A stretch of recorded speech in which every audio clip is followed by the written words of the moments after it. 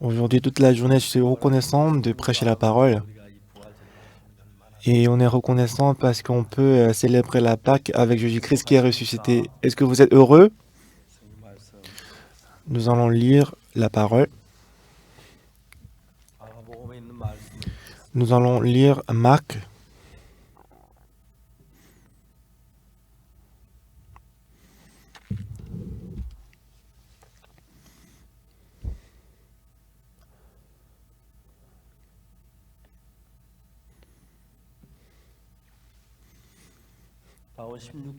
Marc chapitre 16 du verset 1 jusqu'au verset 13.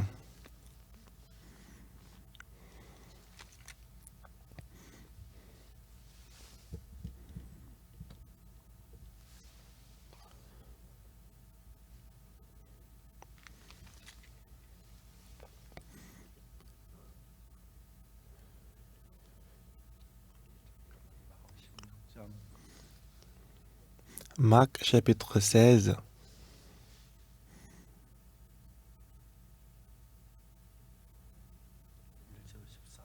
du verset 1 jusqu'au verset 13. Lorsque le sabbat fut passé, Marie de Martha, Marie, mère de Jacques, et Salomé achetèrent des aromates afin d'aller embaumer Jésus. Le premier jour de la semaine, elles se rendirent au sépulcre de grand matin, quand le soleil venait de se lever. Elles disaient entre elles, qui nous roulera la pierre loin de l'entrée du sépulcre? Et levant les yeux, elle aperçut que la pierre qui était très grande avait été roulée. Elles entraient dans le sépulcre, virent un jeune homme assis à droite, vêtu d'une robe blanche, et elles furent épouvantées. Il leur dit, ne vous épouvantez pas, vous cherchez Jésus de Nazareth, qui a été crucifié, il est ressuscité, il n'est point ici, voici le lieu où l'on l'avait mis.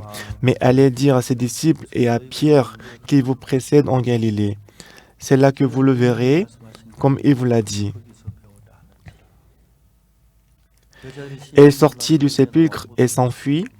La peur et le trouble les avaient saisis, et elles ne dirent rien à personne à cause de leur effroi. Jésus étant ressuscité le matin du premier jour de la semaine, apparut d'abord à Marie de Martha, de laquelle il avait chassé 7 démons. Elle alla emporter la nouvelle à ceux qui avaient été avec lui et qui s'affligeaient et pleuraient. Quand ils entendirent qu'elle vivait et qu'elle l'avait vu, ils ne le crurent point. Après cela, il apparut sous une autre forme à 2 entre eux qui étaient en chemin pour aller à la campagne. Et revint l'annoncer aux autres qui ne le crurent pas non plus. Nous avons lu jusqu'au verset 13.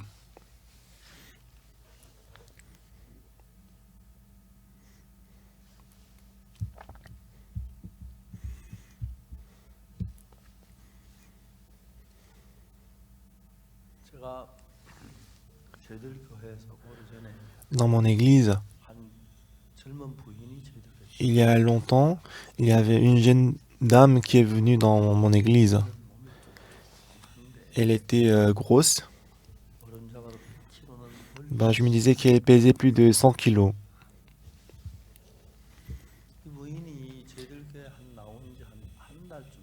Et ça fait moins d'un mois qu'elle est venue dans l'église. Elle a reçu le salut.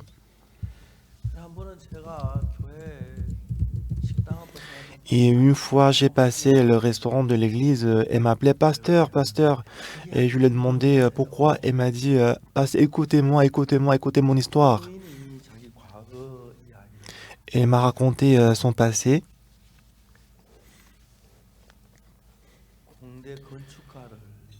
Elle a fait l'étude de l'architecture dans l'université. Alors, son rêve,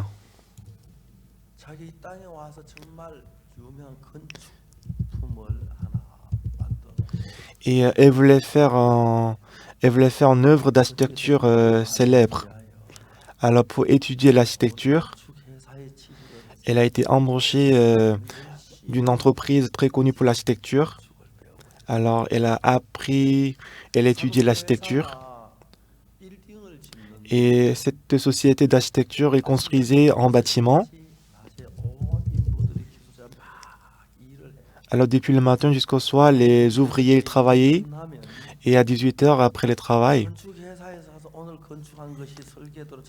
alors la société a envoyé ses employés pour vérifier si le bâtiment était bien construit selon le plan. Alors elle, avec son chef, ils sont allés au bâtiment pour vérifier si c'était bien construit. Parce que ils sont allés vérifier le bâtiment après le travail le soir. Il n'y avait personne dans le bâtiment. Ils ont commencé par le 8e, 7e et 6e étage. Des fois, ils vérifiaient les plans, ils mesuraient avec la règle. Il n'y avait personne dans le bâtiment. Il n'y avait que 2 personnes dans le bâtiment. Lorsqu'ils sont descendus au 7e étage, et son chef l'a embrassé et a essayé de quitter, mais elle a été violée par son chef. Elle était vraiment triste et ne pouvait pas supporter. Elle a pensé de la poursuivre en justice, mais si elle le poursuivait en justice, il y aura la rumeur qu'elle est violée. Et c'est pour ça qu'elle avait peur, elle a fermé la bouche.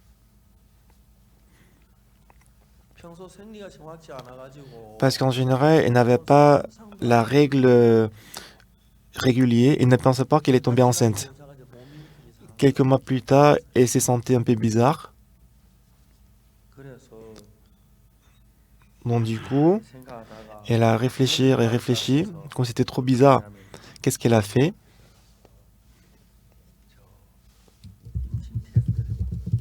Elle a testé la grossesse et elle s'est rendue compte qu'elle était enceinte.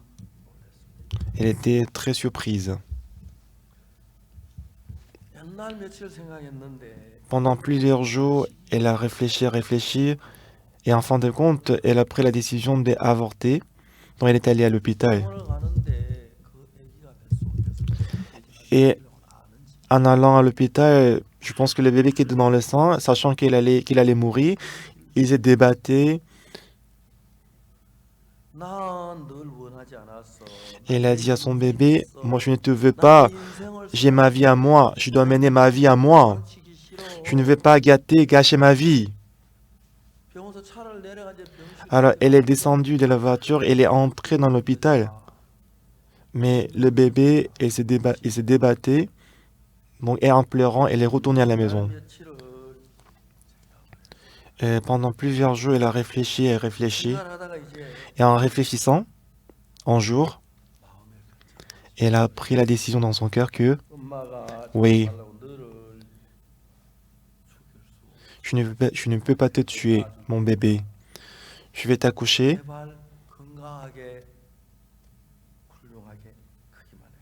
Tu dois grandir en bonne santé, ok? Alors, elle a décidé d'enfanter ses bébés. Comme elle n'était pas mariée, elle avait honte d'accoucher. Alors, elle a acheté un petit appartement, et s'est apprêtée à enfanter. Au bout de 10 mois, elle a enfanté le bébé. C'était un fils très mignon. Elle était très joyeuse. Elle a pris dans ses bras le bébé. Elle était embauchée dans un salon de coiffure. Toujours, elle a porté, elle a allaité le bébé, elle a couché à côté et qu'elle travaillait dans le salon de coiffure avec son fils. Le deux, elle vivait, elle était très heureuse. C'est vrai que son salaire n'était pas suffisant, mais elle était contente. Mais autour d'elle, il y avait un monsieur qui s'est approché d'elle. Il était très gentil avec elle et il a dit, Madame, c'est pas la peine de souffrir. Pourquoi, pourquoi vous souffrez autant? Alors, elle a fait semblant comme si elle n'écoutait pas. Mais comme elle était proche avec ces messieurs, elle était reconnaissante. Elle a mangé un jour avec lui. Et en mangeant avec lui, et il a dit sérieusement, Madame, je suis vraiment désolé quand je te vois. C'est pas la peine de souffrir, mais pourquoi vous souffrez la vie? Et elle était très reconnaissante. Et elle a demandé qu'est-ce que je dois faire alors. Il a demandé est-ce que vous avez de l'argent. Il a dit il faut investir ton argent pour ma société. On va te donner beaucoup d'intérêts. Avec cet intérêt-là, tu peux vivre dans la richesse. Donc elle est allée à la banque. Alors elle a hypothéqué la maison et elle a fait un prêt et qu'elle a donné cet argent au monsieur. Alors le monsieur il a calculé pendant un moment. Il a dit tous les 5 du mois, je vais envoyer par virement les intérêts. Les intérêts c'était beaucoup, ce qui fait qu'elle a pensé qu'elle allait payer le prêt, la dette, qu'elle allait vivre dans la richesse. Mais le monsieur ces jours-là, après qu'il a pris cet argent, il s'est enfui à l'étranger.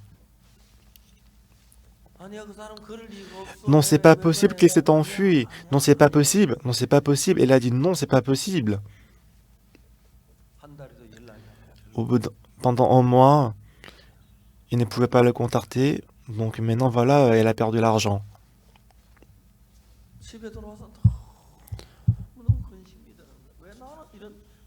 Lorsqu'elle est rentrée à la maison, elle était très triste. Pourquoi dans ma vie il n'y a que le malheur? Pourquoi dans ma vie il n'y avait que la difficulté, le problème? Alors quand elle voulait dormir dans la nuit, donc la pensée a enchaîné la pensée et ne pouvait pas supporter et n'arrivait pas à dormir. Lorsqu'elle s'était forcée à dormir, elle dormait 20 minutes par jour et toute la journée elle était inquiète, elle était stressée. Et un jour, elle est devenue très grosse. Alors elle s'est demandé pourquoi je suis trop grosse. Alors elle a mesuré son poids. Elle pesait 70 kilos. Ouh là là, j'ai pesé 70 kilos. Et après 90 kilos, 80 kilos, 90 kilos, après 100 kilos, 110 kilos.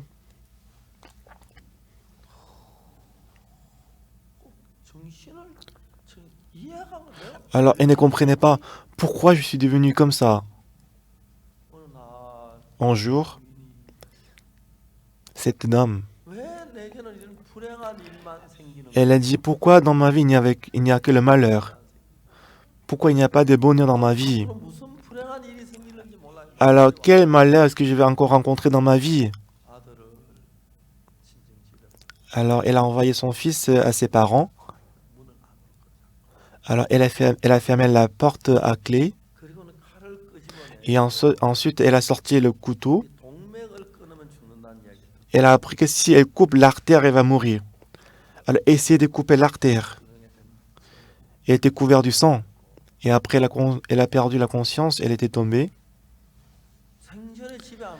Mais son père, qui ne venait pas, qui ne venait pas souvent à sa maison, la porte était fermée à clé. Donc il a frappé la porte, mais il n'y avait personne qui répondait. Il a cassé la fenêtre. Quand il est entré dans l'appartement, il a vu sa fille qui était tombée, qui était sur le point de mourir. Il a appelé l'ambulance. En fait, elle devait couper l'artère, mais au lieu de couper l'artère, elle a plutôt coupé les nerfs, ce qui fait que sa main gauche, elle ne pouvait plus faire bouger sa main gauche. Alors, elle est allée dans un grand magasin pour rencontrer un manager. Elle a raconté sa situation. Elle a demandé de lui donner le travail. Mais comme elle ne pouvait pas utiliser la main gauche, elle ne pouvait rien faire avec la main droite. Alors le manager, ayant pitié d'elle, il dit qu'il y a beaucoup de cartons dans le grand magasin, il faut les ranger. Donc elle rangeait les cartons dans le grand magasin et elle recevait un peu de salaire. C'est comme ça qu'elle vivait. Mais cette dame, elle est venue dans notre église quelques jours après. Elle a reçu la rémission des péchés. Elle était très joyeuse. Quand je suis allé à l'église, elle m'a appelé pasteur, pasteur. Je lui dis pourquoi? Pasteur, venez écouter mon histoire. Donc j'ai écouté son histoire.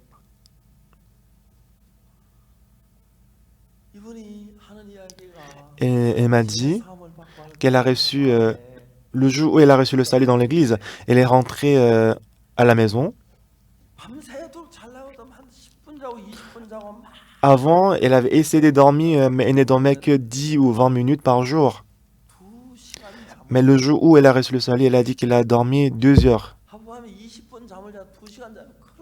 Avant, elle ne dormait que 20 minutes, mais comme elle dormait pour 2 heures, elle était très contente. Et elle dormait 2 heures après, 3 heures, 4 heures, 5 heures, 6 heures. Ces jours-ci, elle dit qu'elle dort 7 heures par jour.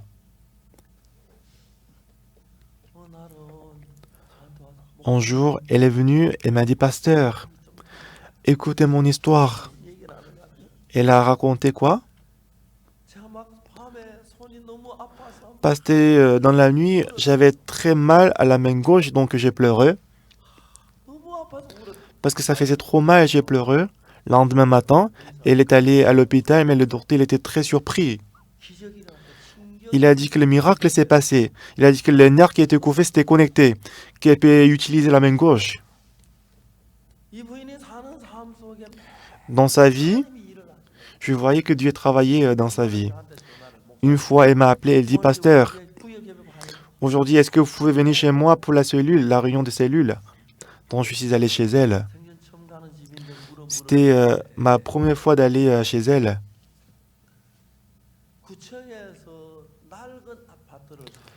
La mairie de l'arrondissement, ils ont acheté les anciens, les appartements, les vieux appartements et qu'il a donné aux pauvres. Et au départ, elle a tiré au sort et qu'elle a trouvé un appartement au sous-sol. Mais la personne qui avait choisi le deuxième étage, il ne venait pas, ce qui fait qu'elle a reçu l'appartement du deuxième étage. Elle était très reconnaissante, elle a pleuré et on a fait la cellule, la réunion des cellules. Elle était très contente pendant la réunion. Jésus-Christ, il est Dieu Tout-Puissant. C'est Jésus-Christ, il est mort sur la croix, il nous a donné le salut. Si on reçoit le salut, on devient un avec Jésus-Christ. Une fois, pasteur, dans l'église, elle m'appelait pasteur, pasteur. Ben, j'ai dit, pourquoi encore, pourquoi? Pasteur, pasteur, j'ai perdu 10 kilos. Elle avait l'air très joyeuse, alors que, à mon avis, il n'y avait pas une grande différence. Je ne sais pas combien elle pèse aujourd'hui, mais elle vit dans le bonheur, dans la joie. Moi, depuis que je suis pasteur, les anciens dans mon église, il y a les anciens qui sont avocats. Même s'il fait beaucoup d'efforts, c'est pas facile de rendre la personne non coupable, innocent, mais...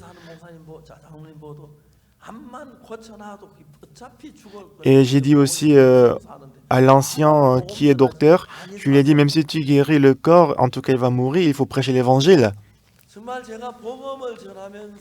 Et moi, en prêchant l'évangile, plusieurs centaines, milliers de personnes, ils ont reçu le salut. Et cet après-midi, quand j'ai fait le culte de l'après-midi, et il y avait la sœur qui traduisait en espagnol. Et ces cultes étaient diffusés dans le monde entier. Et il y avait une sœur qui traduisait en espagnol. Et ce qu'elle m'a dit, c'est que cet après-midi, elle a dit que sur YouTube, on a diffusé le culte, il y avait 3000 commentaires. Et sur le commentaire, il y avait beaucoup de commentaires qui ont dit que c'est aujourd'hui que j'ai reçu le salut. Et j'ai écouté cette nouvelle. Beaucoup de gens, ils vont à l'église.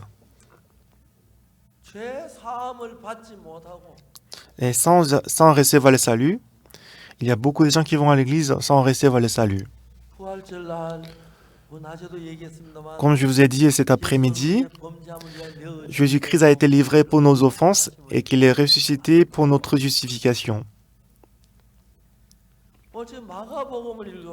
Et ce soir, nous avons lu Marc. Donc, en lisant Marc, j'étais très reconnaissant devant Dieu. Parce que ça nous manifeste, ça nous montre le cœur de l'homme. Je suis vraiment comblé de joie. Ici, Jésus-Christ est né, et pendant qu'il était dans ce monde,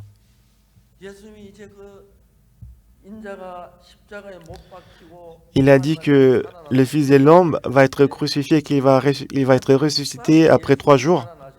Lorsque Jésus-Christ est ressuscité, pour des vrais, il n'y avait personne qui croyait que Jésus-Christ était ressuscité. Quand je vois ces gens de l'histoire, je vois que les gens ils sont vraiment insensés. La parole que nous avons lue aujourd'hui ici, les femmes, elles sont allées au tombeau et elle a dit que Jésus-Christ est ressuscité, mais personne ne croyait. Mais si vous voyez verset 12, qu'est-ce qui est écrit dans le verset 12? Après cela, il a apparu sur une autre femme à 2 d'entre eux qui étaient en chemin pour aller à la campagne. Il revint l'annoncer aux autres qui ne les crurent pas non plus. Enfin, il apparut aux 11 pendant qu'il était à table et leur reprocha leur incrédulité et la dureté de leur cœur parce qu'ils n'avaient pas cru ce qu'ils avaient vu ressusciter.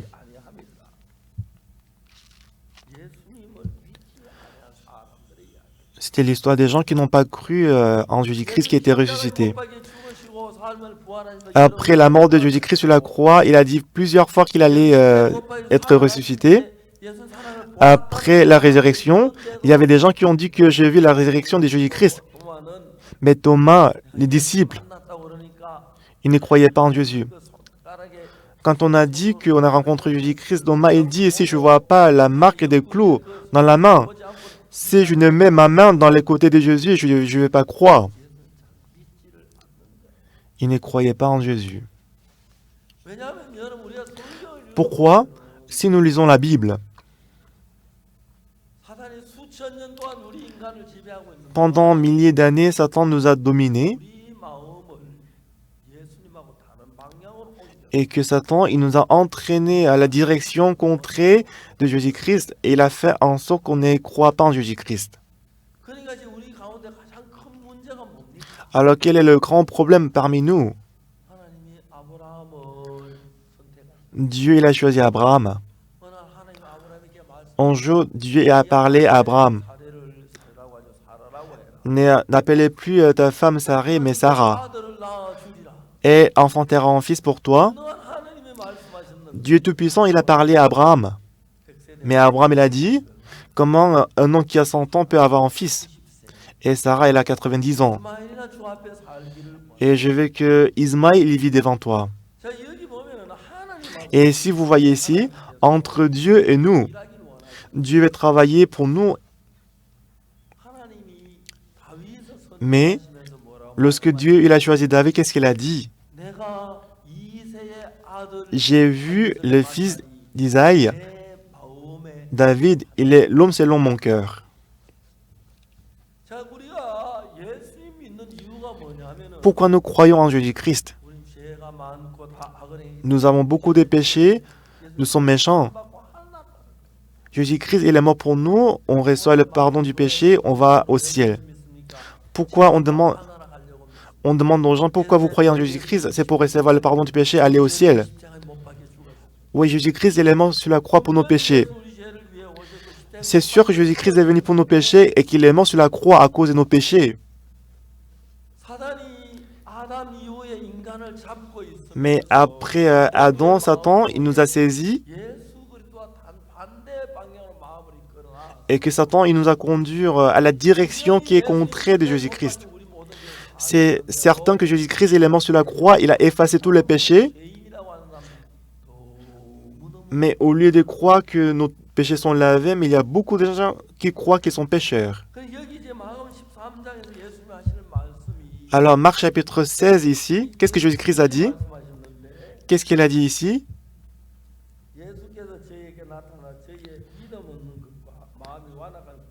Verset 14. Enfin, il apparut 11 pendant qu'il était à table.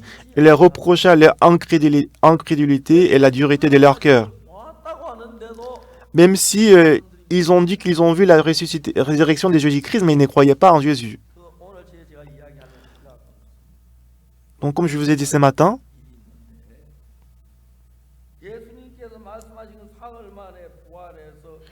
comme Jésus-Christ avait dit, après 3 jours, Jésus-Christ est ressuscité, mais on ne croyait pas à cette parole. Et dans la Bible, il est écrit que Jésus-Christ est mort pour nos péchés. C'est écrit dans la Bible. Jésus-Christ a été crucifié, il a reçu la punition à notre place et qu'il a effacé tous nos péchés. C'est ce que dit la Bible. Mais aujourd'hui, d'innombrables personnes qui vont à l'église, ils disent qu'ils sont pécheurs. Ils disent qu'ils sont pécheurs.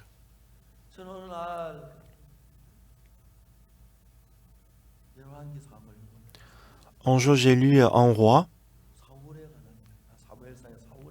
J'ai lu en Samuel, j'ai lu l'histoire de Saül, le roi Saül. Dieu a choisi Saül. Si on voit en Samuel, on joue à travers le prophète Samuel, il a parlé, il a dit à Saül.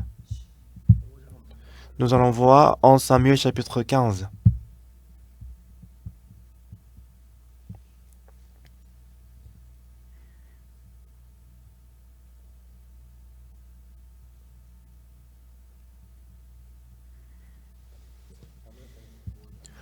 En Samuel chapitre 15,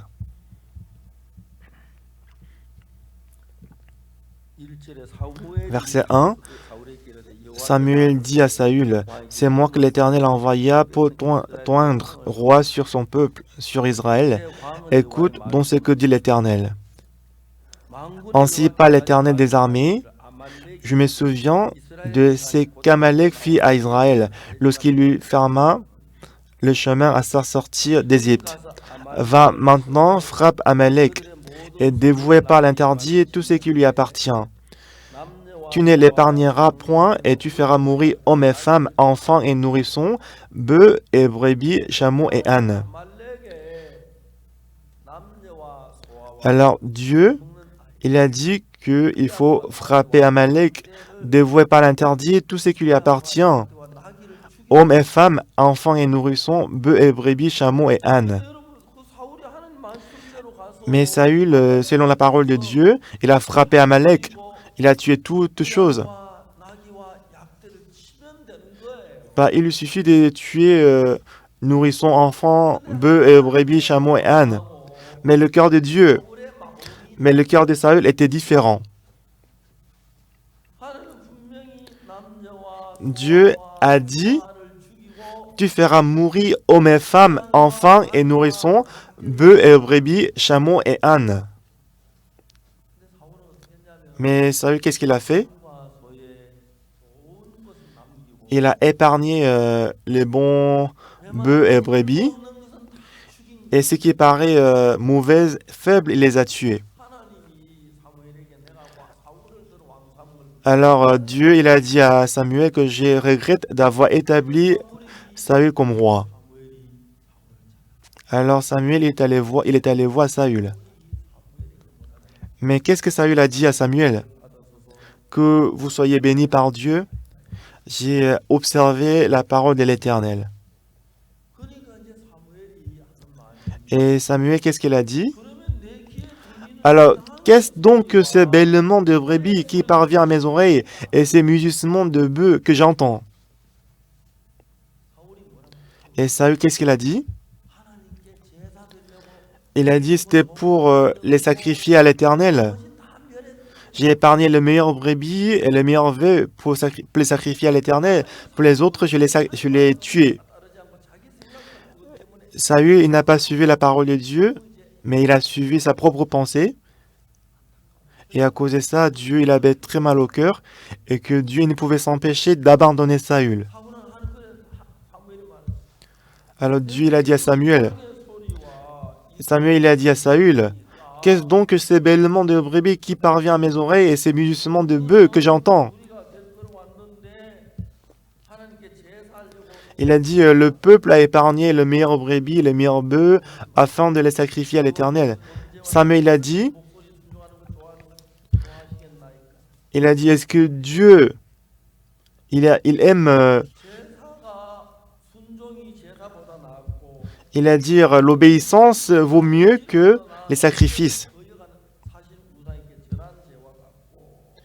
Vous avez violé cette parole, c'est comme si vous avez adoré les idoles. En fin de compte, Dieu, il a finalement abandonné Saül. Alors, quand on croit en Dieu, alors on doit enlever tous nos pensées.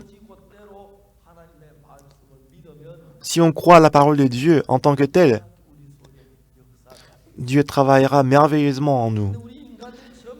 Mais les hommes, ils ne font pas comme ça devant Dieu, en suivant leurs pensées. Et quand les gens ils font comme ça, Dieu il est très triste. J'ai causé avec beaucoup de gens qui vont à l'église. Je leur demande, est-ce que vous croyez en Dieu? Il dit, ça fait 15 ans que je crois en Jésus-Christ. Et je leur demande, est-ce que vous avez le péché? Bien sûr, j'ai le péché. Mais qu'est-ce que la Bible dit? On est tous comme des brebis, perdus, errants comme des brebis. Mais l'Éternel a fait retomber sur lui les iniquités de nous tous. C'est ce qu'il a dit. Il a fait retomber sur Jésus les iniquités de nous tous. Si on voit Ésaïe chapitre 53, il dit, Jésus-Christ, il était blessé pour nos péchés, brisé pour nos iniquités. Le châtiment qui nous donne la paix est tombé sur lui et c'est par ses meurtrissures que nous sommes guéris. Et dans le verset 6, qu'est-ce qui est écrit? Nous étions tous errants comme des brebis. Chacun suivait sa propre voie et l'Éternel a fait retomber sur lui l'iniquité de nous tous.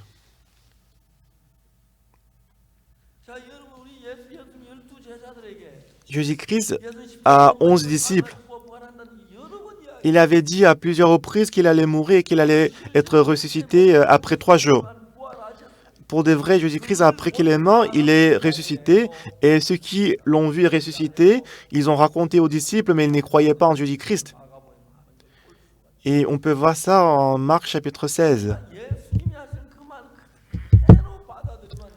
Alors, on doit accepter la parole de Jésus-Christ en tant que telle. Mais nous ajoutons notre pensée à la parole de Jésus et que nous menons la vie spirituelle. Et en ce moment-là, nous allons mener la vie spirituelle de Saül. Ce que nous connaissons, ce que nous avons expérimenté, non ce qu'on a expérimenté, non ce qu'on a vu. Soit qu'on a volé, soit qu'on a commis l'adultère, soit qu'on a fait du mal. On est culpabilisé par la conscience. En fait, c'est vrai, bien sûr. Si on n'est pas culpabilisé, on n'est pas un homme. On est culpabilisé, on a peur, on a honte. Cependant, mais la Bible dit, par le sang de Jésus-Christ, il a effacé tous nos péchés. S'il a dit comme ça, même si selon ma conscience, j'ai l'impression que j'ai le péché, j'ai l'impression que je suis sale, même si j'ai commis le péché, j'ai commis l'adultère, mes péchés ont été transférés à Jésus. S'il dit qu'il ne s'en souvient plus de nos péchés, si on croit que le sang de Jésus-Christ a effacé tous nos péchés, on n'a plus de péchés, c'est ainsi qu'on doit croire. La Bible dit que Jésus-Christ a effacé tous nos péchés, mais quand on est culpabilisé par la conscience, on se croit péché, on dit qu'on est pécheur. Une fois, j'ai tenu en séminaire à Daegu. Il y avait un journaliste dans le journal, il est venu me voir. Il a dit, Pasteur, est-ce que vous avez du temps? Je vais causer avec vous. Alors, ce journaliste, qu'est-ce qu'il m'a dit? comme question. Pasteur, c'est quoi la différence entre la mission de la bonne nouvelle et d'autres églises? Et je lui ai dit, comment est-ce que je peux expliquer ça simplement? Mais il m'a dit quand même, expliquez-moi les différences entre votre église et d'autres églises. Mais j'ai dit, c'est dur, c'est difficile. Mais il m'a dit, quand même, expliquez-moi. Et je lui ai demandé, est-ce que vous allez à l'église? Et il dit non. Il n'est jamais allé à l'église. Et je lui ai demandé, est-ce que vous avez entendu parler que Jésus-Christ il est mort sur la croix? Et vous savez pourquoi il est mort? Il a dit, bah j'ai entendu que Jésus-Christ est mort pour nos péchés. Ah oui, c'est bien. Oui, c'est ça.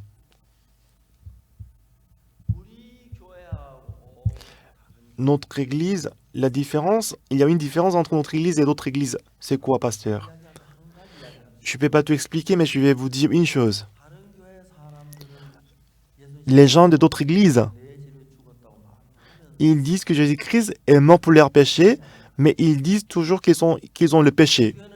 Alors que pour notre église, parce que Jésus-Christ a lavé nos péchés, on dit qu'on n'a pas de péchés. C'est ça la différence.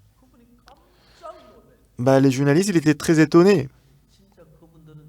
Ah, vous êtes sûr que ces gens-là, ils disent qu'ils ont le péché? Oui, allez-y, demandez. Mais comment Jésus-Christ, il est mort sur la croix pour nos péchés? Mais pourquoi est-ce qu'ils disent qu'ils ont le péché?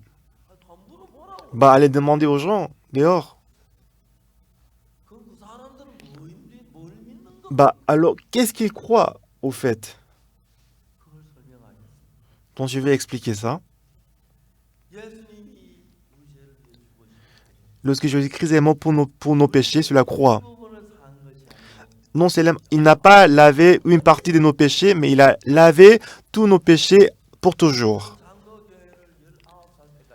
Moi, j'ai fréquenté l'église presbytérienne jusqu'à l'âge de 19 ans. Le pasteur de mon église, il a dit qu'il était péché, mais les anciens, les diacres, ils disaient qu'ils étaient pécheurs. Et moi aussi, je croyais que j'étais pécheur. Et à l'âge de 19 ans, quand j'avais 19 ans, quand j'ai lu la Bible a dit quelque chose qui était différent de l'enseignement de mon église. La Bible dit que Dieu, il ne se souvient plus de nos péchés et qu'il a fait retomber sur Jésus les iniquités de nous tous. Et Dieu a déclaré qu'on est juste. Dieu dit qu'on est juste, mais nous, on croit qu'on est pécheur. C'est ça, c'est ce qui est faux, c'est sa pensée à lui. C'est vrai que quand j'ai commis le péché, quand j'ai volé, c'est vrai qu'on est culpabilisé, on pense qu'on est péché, on a commis le péché. Pourtant, lorsque Jésus-Christ, il est mort sur la croix, parce qu'il est mort pour nos péchés, parce que nos péchés sont transférés à Jésus, et qu'il a lavé tous nos péchés pour toujours, plus blanc que la neige. C'est ce que dit la Bible. Nous qui croyons en Jésus, même si j'ai beaucoup de sagesse, j'ai beaucoup de connaissances, bah si ma sagesse est pareille que la parole de Dieu, c'est bien. Mais si c'est différent de la parole de Dieu, c'est faux. C'est pourquoi dans la Bible, qu'est-ce que dit la Bible? La Bible dit que le sang de Jésus-Christ sur la croix a lavé tous nos péchés. Saül, lorsqu'il a détruit les Amalécites, Dieu avait dit, fais mourir hommes et femmes, brebis et bœufs, et chameaux et ânes. Saül, pensant qu'il avait obéi à la parole de Dieu, il a tué le brebis et le bœuf, mais il a épargné les meilleurs brebis, les meilleurs bœufs. Il ne les a pas tués.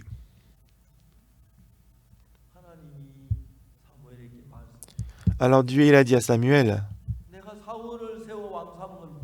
je regrette d'avoir établi Saül comme roi. Il a dit qu'il va destituer Saül. Alors toute la nuit, Samuel a prié pour Saül. Le lendemain, il est allé rencontrer Saül. Saül était très content. Et voici, j'ai observé la parole de Dieu. Que vous soyez bénis par Dieu. Mais Saül, il a dit, qu'est-ce donc ces bêlements de brebis qui parviennent à mes oreilles et ces mugissements de bœufs que j'entends? Ah oui, ça, le peuple a épargné le meilleur brebis et bœufs afin de les sacrifier à l'Éternel. Il a dit, est-ce que l'Éternel trouve-t-il du plaisir dans les holocaustes et les sacrifices? Voici, l'obéissance vaut mieux que les sacrifices. Et l'observation de sa parole vaut mieux que la graisse des béliers. Pourquoi vous avez désobéi à la parole de Dieu? Est-ce que vous avez épargné les brebis et bœufs? Dieu l'a destitué. Lorsqu'on se tient devant Dieu, ce qu'on doit savoir, c'est que la parole de Dieu est différente de nos pensées. L'Éternel dit, mes pensées ne sont pas vos pensées, mes voix ne sont pas vos voix. Alors, il y a des pensées qui surgissent en nous. Il y a aussi la parole de Dieu.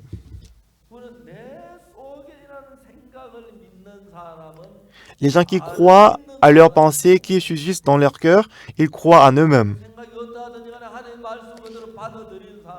Quelles que soient leurs pensées, quand ils acceptent la parole de Dieu, ils croient en Dieu. Alors, les gens qui croient en Dieu, quel que soit en dépit de leurs pensées, ils se concentrent sur la parole et qu'ils croient à la parole de Dieu. Cette personne-là, il croit en Dieu. Mais les gens, ils ont cru à leurs pensées plus que la parole de Dieu. En jeu, Dieu il a appelé Abraham, Abraham, tu n'appelleras plus tu n'appelleras ta femme Sarah, mais Sarah.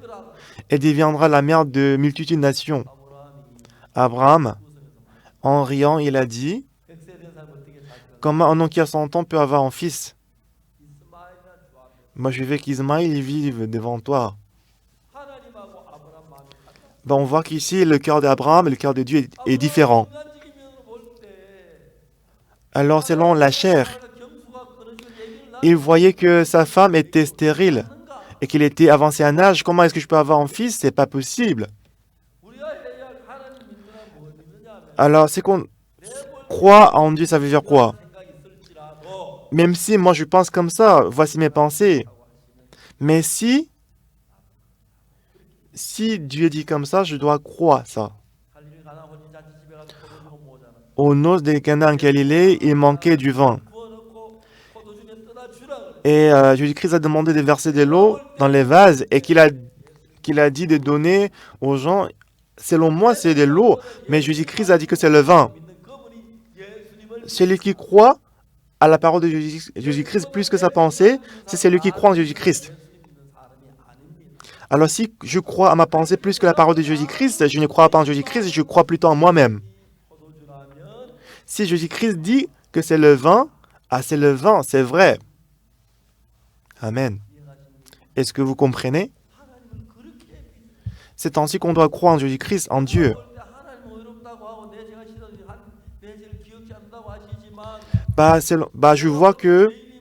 Je vois que Jésus-Christ, elle avait tous mes péchés, mais je pense que je suis pécheur, je l'ai péché. Si on pense comme ça veut dire que ces personnes, ils croient dans sa pensée, ils ne croient pas en Dieu.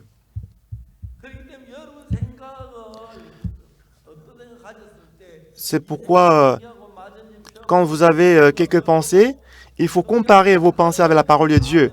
Si vos pensées sont pareilles que la parole de Dieu, il faut l'accepter en disant Amen. Mais si c'est différent de la parole de Dieu, il faut l'abandonner, il faut accepter la parole de Dieu. C'est cette personne qui croit en Dieu. Quand j'avais 19 ans, j'allais à l'église très souvent, mais je disais que j'étais péché parce que j'ai commis beaucoup de péchés. J'avais volé beaucoup, je croyais que j'étais pécheur. C'était certain que j'étais pécheur. Mais la Bible dit que moi je suis juste. Mais la parole dit que je suis saint. La parole dit que je suis lavé. Selon moi, je suis pécheur. Mais Dieu dit que je suis juste. Ça veut dire que ma pensée a raison ou c'est la parole de Dieu qui a raison? Bien-aimé, est-ce que c'est votre pensée qui a raison ou la parole de Dieu qui a raison? C'est très très simple. Alors Dieu, il a dit à Abraham que tu vas avoir un fils, mais Abraham, il a dit comment une personne qui a 100 ans peut avoir un fils?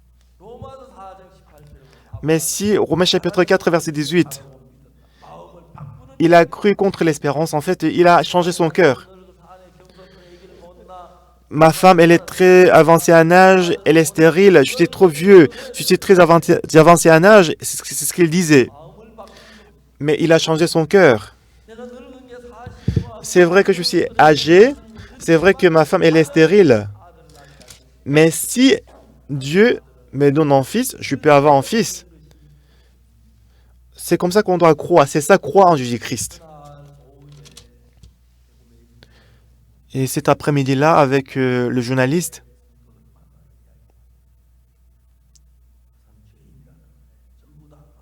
et ces journalistes, il a rencontré les gens, il a demandé s'ils étaient péchés, et tout le monde disait qu'ils étaient pécheurs. Et sur le journal, il a publié l'interview qu'il a fait avec moi. Et, le lendemain, il m'a appelé, il a dit qu'il y avait beaucoup de personnes qui étaient contre cet article, qui ne pouvaient pas publier plus d'articles. Bien-aimé, si vous croyez à votre pensée, vous ne croyez pas en Dieu. Si vous croyez en Dieu, en dépit de votre pensée, il faut croire en Dieu. Même si moi, je pense que je suis péché, c'est vrai que je suis pécheur. Mais si Dieu dit qu'on est juste, on doit croire qu'on est juste.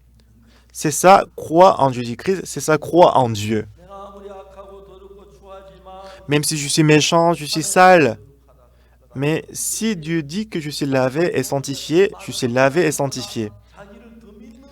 Mais aujourd'hui, il y a beaucoup de gens qui croient en eux-mêmes plus que Dieu. Si on voit Marc, il avait dit à plusieurs reprises que si je meurs sur la croix, après 3 jours, je vais être ressuscité. Même si on a écouté les gens qui ont dit qu'ils ont vu Jésus-Christ et ressuscité. Mais ils ne croyaient pas en Jésus.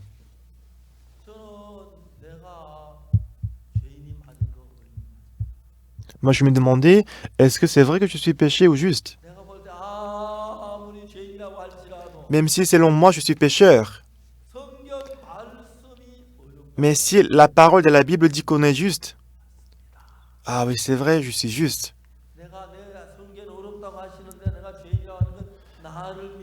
Si la parole dit que je suis juste et que moi je crois que je suis péché, ça veut dire que je crois en moi. Je ne crois pas la parole de Dieu.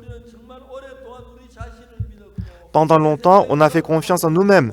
Pendant longtemps, on a pensé que ma pensée avait raison. Pendant longtemps, on a pensé qu'on avait raison. Mais ne croyez plus en vous-même. Mais la foi en Dieu doit être plus grande que la foi en vous-même. Nous allons lire un passage biblique. C'est 1 Corinthiens chapitre 6.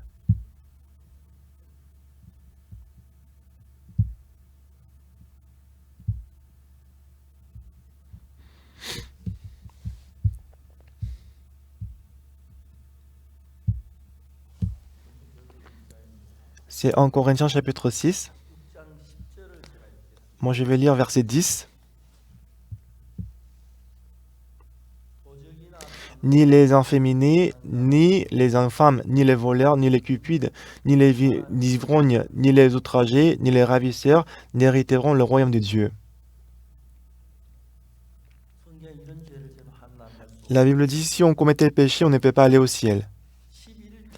Mais verset 11, qu'est-ce qu'il est écrit? Et c'est là que vous essiez, c'est que vous essiez, quelques-uns de vous. Mais vous avez été lavés, mais vous avez été sanctifiés, mais vous avez été justifiés au nom du Seigneur Jésus-Christ et par l'Esprit de notre Dieu. C'est vrai que dans le verset 10, j'ai commis tel péché. C'est sûr que j'ai commis tel péché. Mais dans le verset 11, c'est là c'est que vous essiez quelques-uns de vous.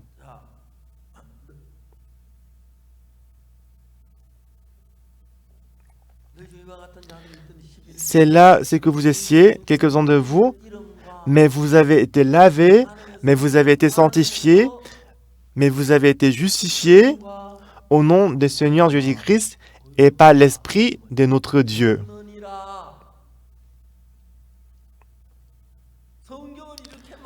C'est ainsi que la Bible dit. Nous avons commis tel péché. Et à cause de ces péchés, on ne peut pas hériter le royaume de Dieu. Et c'est là c'est que vous essiez quelques-uns de vous. Mais au nom du Seigneur Jésus-Christ et par l'Esprit de Dieu, vous avez été lavés, mais vous avez été sanctifiés, mais vous avez été justifiés.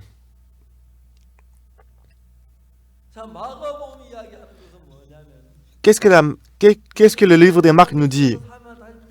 Jésus-Christ, il a dit qu'après la mort sur la croix, il va être ressuscité après 3 jours. Il a certainement dit ceci. Jésus-Christ, comme il le disait, après la mort, dans 3 jours, il est ressuscité. Les gens qui ont vu Jésus-Christ est ressuscité, ils ont donné la nouvelle que Jésus-Christ est ressuscité. Mais ici, ils ne croyaient pas en Jésus, n'est-ce pas? Nous allons voir Marc.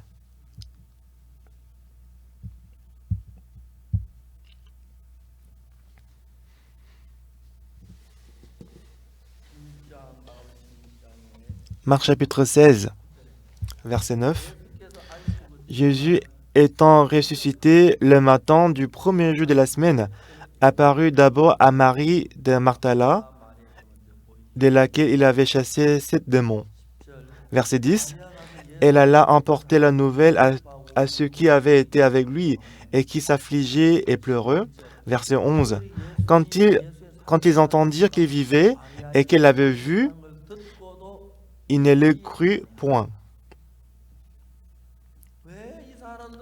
Pourquoi ces gens, ils ne croyaient pas en Dieu? Parce que dans leur cœur, parce qu'ils croyaient que Jésus-Christ était mort sur la croix et qu'ils ne pouvaient pas accepter le fait que Jésus-Christ est ressuscité. Si on avait dit comme ça, ils devaient croire. Mais ils avaient la pensée que Jésus-Christ n'est pas ressuscité et ils croyaient à leur pensée. Aujourd'hui, beaucoup de gens, disant qu'ils croient en Jésus-Christ, plutôt que la parole de Jésus-Christ, ils croient à leur pensée. Si on voit Actes chapitre 13, verset 22, Actes chapitre 13, verset 22, nous allons chercher.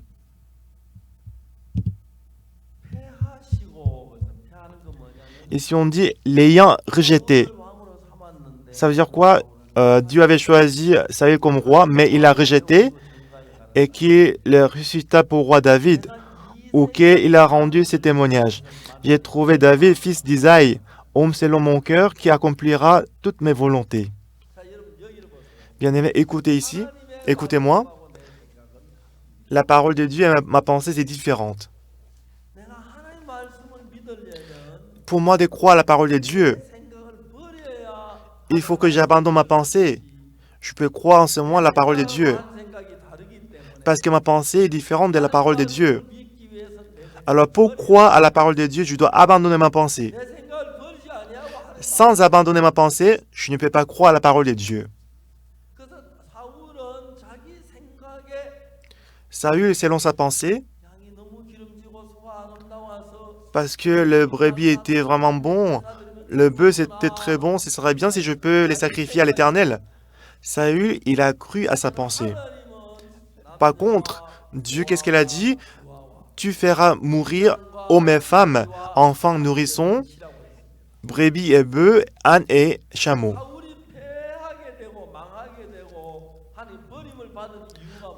C'est quoi la raison pour laquelle Saül était abandonné et rejeté? Si Dieu dit de les tuer, il faut les tuer. C'était sa pensée à lui. Dieu a dit, tu feras mourir hommes et femmes, enfants et nourrissons, brebis et bœufs, chameaux et ânes. S'il a dit comme ça, on doit tuer toutes choses. Il nous suffit de tuer toutes choses. Mais Saül, il a suivi sa pensée. Ce qui est important ici, c'est que votre pensée et la parole de Dieu, si c'est pareil, c'est bien. Mais parce qu'on vivait pendant longtemps en tant que les enfants de Satan, comme on était entraînés par Satan pendant longtemps, nos pensées sont différentes de la pensée de Dieu. La parole de l'Éternel dit que mes pensées ne sont pas vos pensées, mes voix ne sont pas vos voix. Comme si il y a une différence entre le ciel et la terre. Alors, quelles que soient mes pensées, on doit ouvrir la Bible, on doit vérifier. Quelle que soit ma pensée, on doit croire à la parole de Dieu. Celui qui croit à la parole de Dieu, c'est celui qui croit en Dieu. Au contraire, celui qui croit à sa pensée, il est celui qui croit en lui-même. Alors, selon moi, quel que soit le péché que j'ai commis, même si je pense que je suis pécheur, mais si Jésus-Christ dit qu'on est juste, on doit dire qu'on est juste. L'homme malade depuis 38 ans, pendant 38 ans, il était malade, il ne pouvait pas marcher. Mais si Jésus-Christ dit, lève-toi, prends ton lit et marche, il devait dire, oui, je vais marcher. À la piscine Bethesda, l'aveugle. Donc, si Jésus-Christ a demandé à l'aveugle de se laver les yeux, il devait y aller pour laver les yeux. C'est ça, croire en Dieu. Selon moi, j'ai commis beaucoup de péchés, je pensais que j'étais pécheur. Selon moi, je suis pécheur. Mais qu'est-ce que Dieu me dit? Je suis pécheur, mais au lieu de croire ma pensée, mais si je crois à la parole de Dieu, c'est ça vraiment croire en Dieu. Aujourd'hui, beaucoup de gens, ils vont à l'église. Mais beaucoup de gens, plutôt que la parole de Dieu, ils croient davantage à leurs pensées. Dieu, à travers la mort de Jésus-Christ sur la croix, il a déjà dit qu'il a lavé tous les péchés plus blancs que la neige. Il a déjà déclaré que nous sommes justes, nous sommes justifiés. Alors, nous qui croyons en Dieu, c'est vrai qu'on a beaucoup commis le péché, mais je suis lavé, je suis sanctifié, je suis justifié. C'est comme ça qu'on doit croire. C'est ça, croire en Dieu aussi. Amen. C'est ainsi que vous devez croire en Dieu. Mais aujourd'hui, malheureusement, beaucoup de gens, ils croient dans leurs pensées plus que la parole de Dieu. Même si la Bible dit que nos péchés sont lavés plus blancs que la neige, nos péchés sont effacés. Dieu dit que nos péchés sont lavés, ça veut dire que moi je suis lavé. Dieu m'a appelé juste, ça veut dire que moi je suis juste. C'est ainsi qu'on doit croire en Dieu. Mais beaucoup de gens, ils ne croient pas comme ça. Beaucoup de gens, ils croient, ils suivent leurs pensées. Ce n'est pas croire en Dieu. Une fois, je suis allé en Dominique.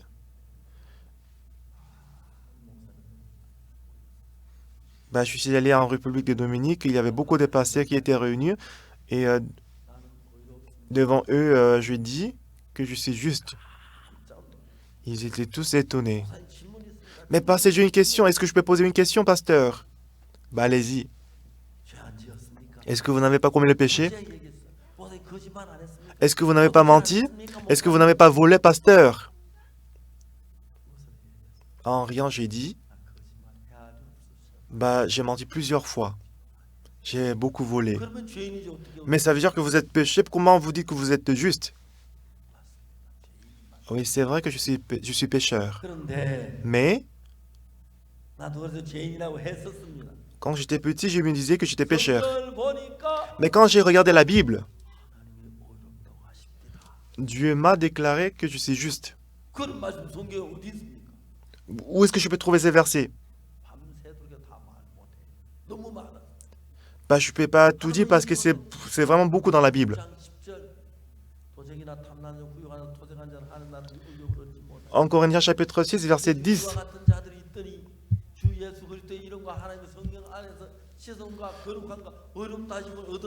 Au nom de Jésus-Christ, vous êtes lavés, sanctifiés et justifiés. Dieu les a lavés si Dieu dit qu'ils sont justifiés, sanctifiés. Parce que Dieu, il est juge. Même si j'ai beaucoup de péchés. Mais si Dieu dit qu'on est juste, n'est-ce pas? Et les passés étaient très étonnés.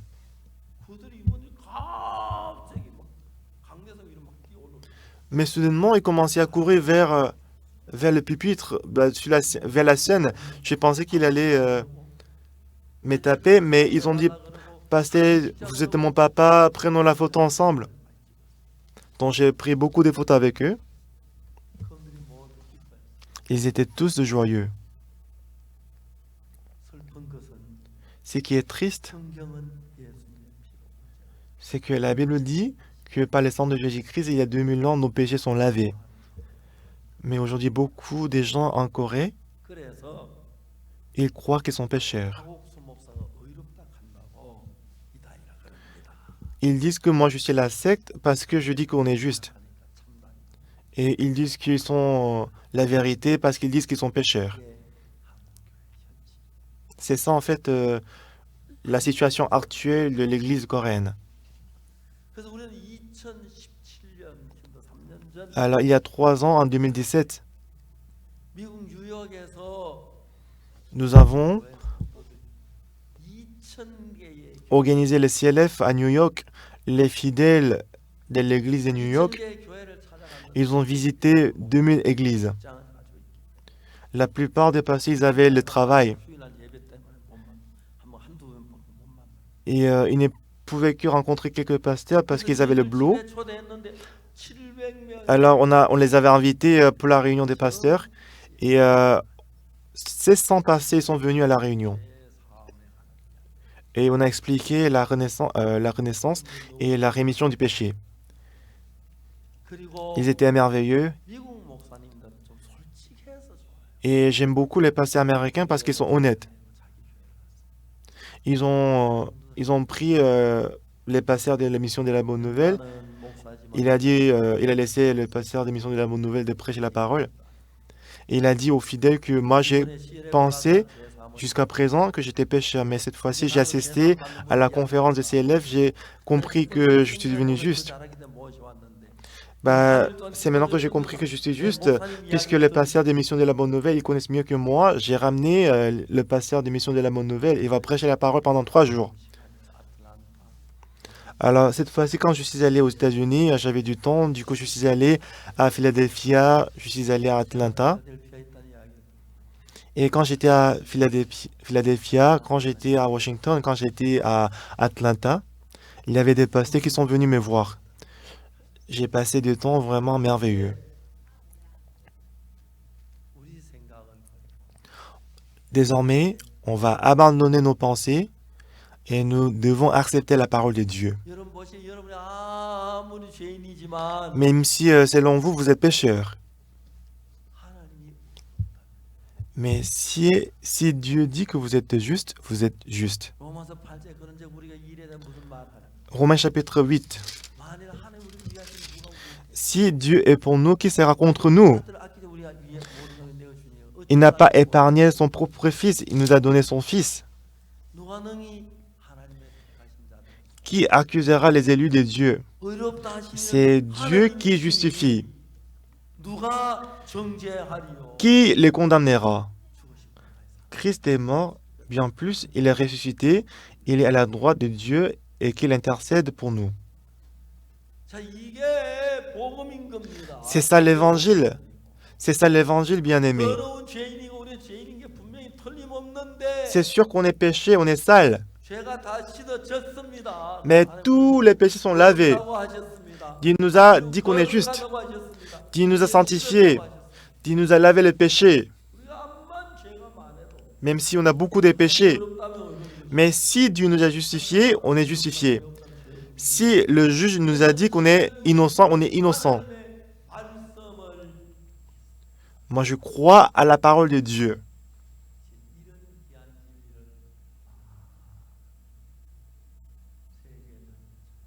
Moi, j'ai prêché cet évangile précieux dans le monde entier. Pendant 3 ans, 240 000 pasteurs, ils nous ont rencontrés, qu'ils ont reçu le salut. Quand je vais en Afrique, il y a 2000, 3000 pasteurs qui se réunissent. Toute la nuit, toute la journée, je prêche l'évangile. Ils sont contents, ils sont reconnaissants. Alors, désormais, l'église des Corées, je crois que l'église de Corée vont changer. Aujourd'hui, le culte d'ensemble de Pâques qu'on a tenu aujourd'hui était beaucoup médiatisé. Et on dit que plus de 2 millions de personnes, ils ont suivi notre culte en ligne. Je vous dis avec l'assurance que moi, je suis juste. Les passés ont demandé, passé, vous n'avez pas commis le péché, vous n'avez pas volé, vous n'avez pas menti. Comment vous dites que vous êtes juste? Oui, c'est vrai que je les ai commis, mais ce que je sais, c'est que Dieu m'a appelé juste. Si Dieu m'a appelé juste, je suis juste. Amen. Que vous soyez méchant ou sale, si Dieu nous a sanctifiés, on est sanctifiés. Alors, pendant la Pâque, parce que la pensée de l'homme est différente de la pensée de Dieu.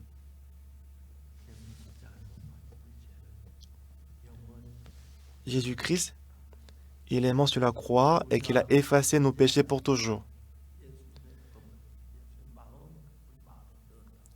Alors, Jésus-Christ, Dieu, il a mis ses lois dans notre cœur, il a écrit son cœur en nous. Quand j'ai accepté ces paroles, moi j'ai changé. Je vais partout dans le monde pour prêcher cet évangile.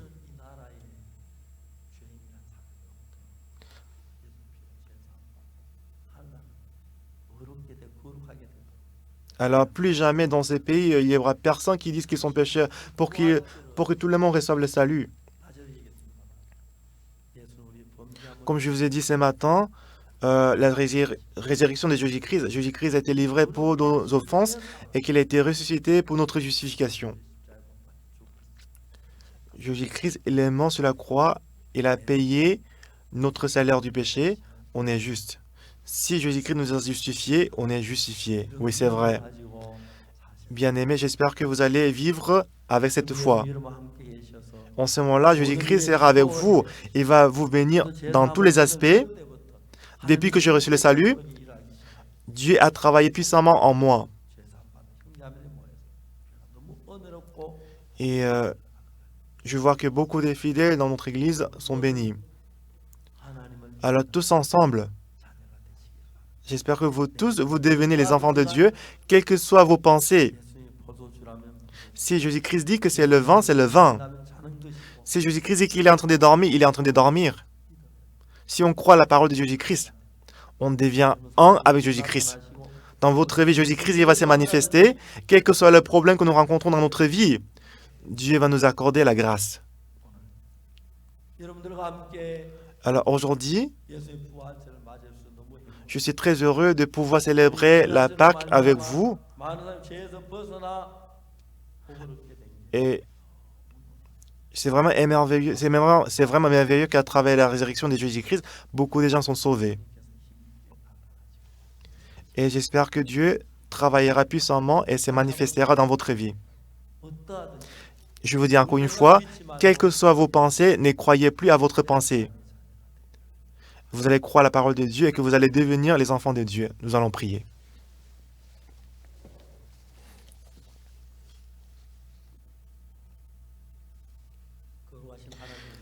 Éternel Dieu Tout-Puissant, nous te disons merci. On a commis beaucoup de péchés et qu'on était dignes d'être détruits. Mais tu nous envoies Jésus-Christ Et le sang de Jésus-Christ a lavé tous nos péchés. Et que le sang de Jésus-Christ était suffisant pour laver tout le péché. Le sang de Jésus-Christ avait lavé tous nos péchés. On n'est plus péché, on est juste. Nous prêchons cet évangile. Dieu, il prend plaisir de prêcher l'évangile. Il a ouvert beaucoup de portes. Seigneur, permets-nous de croire à la parole de Jésus-Christ. Parce que le sang de Jésus-Christ a été versé pour nous. On n'est plus pécheurs, mais à travers la foi, que nos péchés ont pris fin sur la croix. Et quand on croit, je crois que Dieu nous bénira, nous accordera la grâce. En fêtant la Pâque, je suis reconnaissant de pouvoir prêcher l'Évangile. Seigneur, bénis-nous. Je te rends grâce. J'ai prié au nom de Jésus-Christ. Amen.